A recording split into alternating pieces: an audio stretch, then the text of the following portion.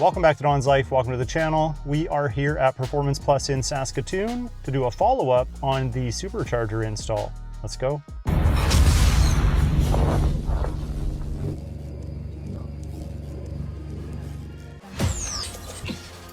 Have some Don's Life merch we got to deliver to Riley over at GM Wheaton. We'll tend to that after we check out this Supercharger. Hey Traven, thanks for having us back. No problem at all. I see it is ready to go. Yeah. Ready for some dyno pulls today? Yeah, we made a couple hits on it already. Obviously ECU is back. That took a little bit longer than what we expected, but it's back in the car and it's running and works well. What's the first thing we're gonna do? Start her up probably and check everything out. No, we'll actually pop the hood or bonnet, whatever you'd like to call it now, and we can check out the blower and... Yeah, let's have a look at it before it's too hot to handle. Yeah, I'll get the key here and we'll... Okay, awesome. We'll do it up.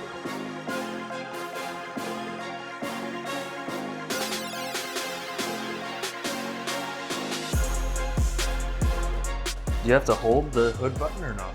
We'll try.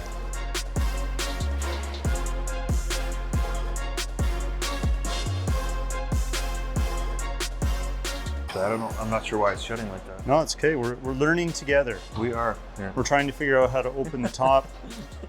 I have a coupe, so I don't have this problem. I don't have the button. This satin orange looks nice. Lock, press, and hold. Right? Yeah.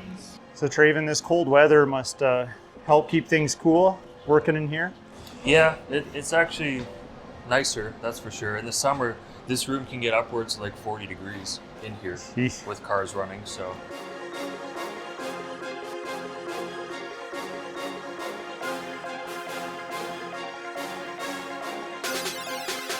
What's the color? Absolute orange? Absolute orange. I think it's called. Yeah, so that's paint match. It actually looks really good under there. And with the cover, like obviously that's all you can see. The Supercharger right there, and that is it. Like we talked about earlier, the belt is up front there.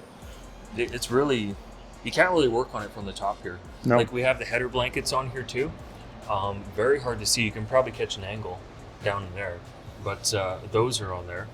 Yeah, not quite. They're very snug, pretty tight. I see a little bit there you go. Yeah, so they're pretty snug up against there.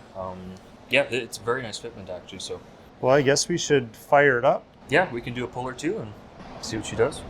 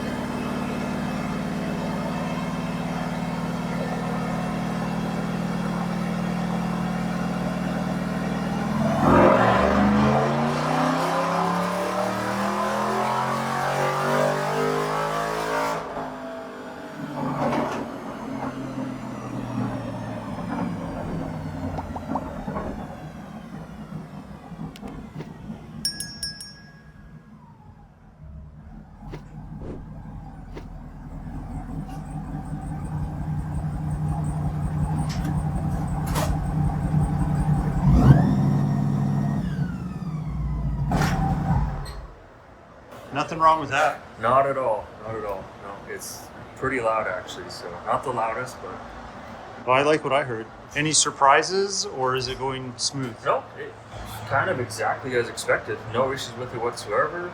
The tuning is pretty bulletproof on it from what we've seen. So no, I think they got their stuff nailed down. Yeah, this is the. I'm going to keep this low so we don't put the customer's name on here.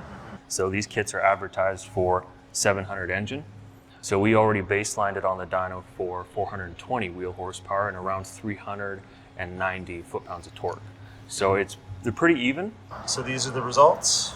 Yeah, these are wheel horsepower numbers as well. So top power 540 to the wheels, 493 foot-pounds of torque to the wheels, all at top power of 6,200, almost 6,300 RPM, right? So this is what you want to see also, a nice smooth curve. There's a lot of cases where you'll see kind of jagged hills and mountains and curves. You don't want to see that. So that just goes to show that the tuning is proper on it. So you were hoping for how much wheel? Do you remember in the last video? I was kind of hoping for a little bit more, but again, I like to tell customers this is a Mustang dyno, so every dyno is different. Right. They do load differently. So it's there's a nickname. They call this one the heartbreak dyno because people say it reads a little bit less, and in some cases it does.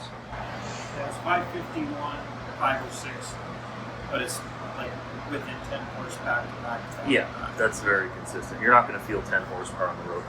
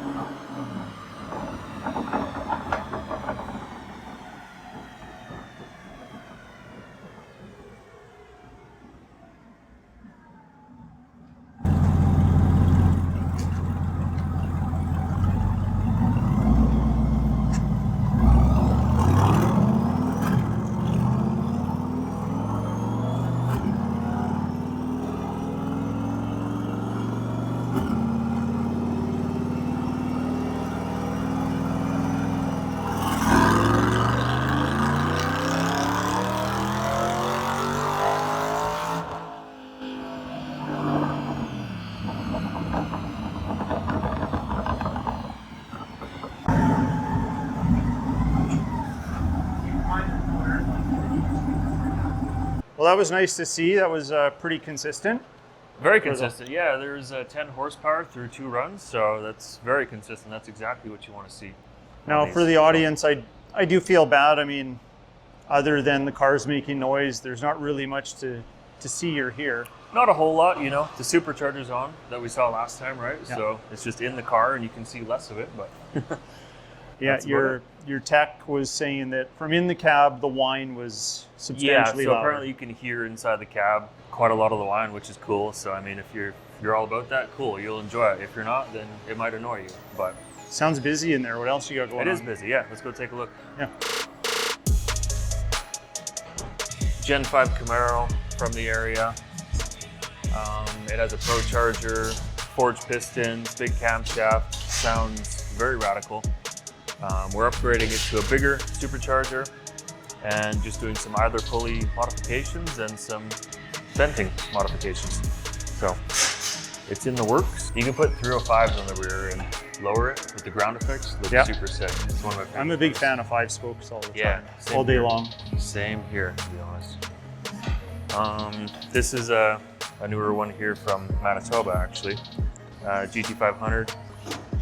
Not built by us, but customer from down there. We do quite a lot of GT500s, but we're changing the camshaft gears on here. So very cool car, radical. Could you do a cylinder deactivation delete on my GMC? Yeah, I would honestly. We might talk about that one day. We'll see if I keep that truck. Yeah, this one we just finished today too, from the area also. Very nice color actually. Ooh-wee. So nice shiny Whipple supercharger on this thing. Rotofab cooled air, stock engine, 6.2 liter LT, so similar to the Corvette. It is nice. Yep. This one actually made just right around the same horsepower as the Corvette, actually. 550, 560, I believe, so to the rear wheels. Pretty nice. Yeah, the customer, we actually wanted to get it, the supercharger color match the car, but they charge a premium for prismatic powders for this the flake in this car. Right. So we're like, well, let's just get it polished instead and make it really pop. So I think it's a good choice. Looks How really much good. power did you say again? 550-ish. We're right around the same as the Corvette, honestly. So, yeah. It's in between there, you know, 10 horsepower there. Okay, cool. Well, thanks, Traven, for showing me that. No problem. Yeah. That'll probably get trailered home. You'll come pick it up. I Too much believe snow so. on the ground. Yeah, we'll see when the snow melts again. So there's supposed to be no snow last time we talked. Yeah. But story of my life. Didn't happen. So always did not snows here. happen. Well, before we go, we have to drop off the DONSLIFE merch over to Riley at Wheaton GMC. So let's go.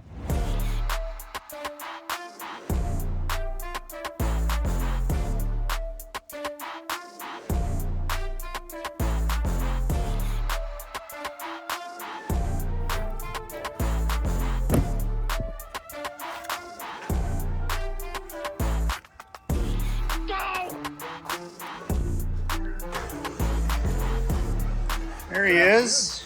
Oh, it's your color. Brings out your eyes. Doesn't look quite as big on me as it did Mrs. DONSLIFE. It's a little big for you. A little bit. No, it's more to scale now. Definitely fill it out a little bit more. Yeah. That's great. I can't, it's too emotional. Okay. Well, we're home now, so that's really it. This was a part 2 to the behind the scenes of seeing a supercharger get installed on a Corvette C8. And now that supercharger is installed, and I have to say, even though the microphone didn't pick it up, sounds better than mine. Again, mine doesn't have a supercharger. Either way, it's pretty cool to see some of the process, so thank you, Traven, over at Performance Plus, for inviting us over to take a closer look. And also, we got Riley his shirt over at Wheaton GM. So that's really it. If you like today's video, hit that like button. Please consider subscribing, and we'll talk to you next time.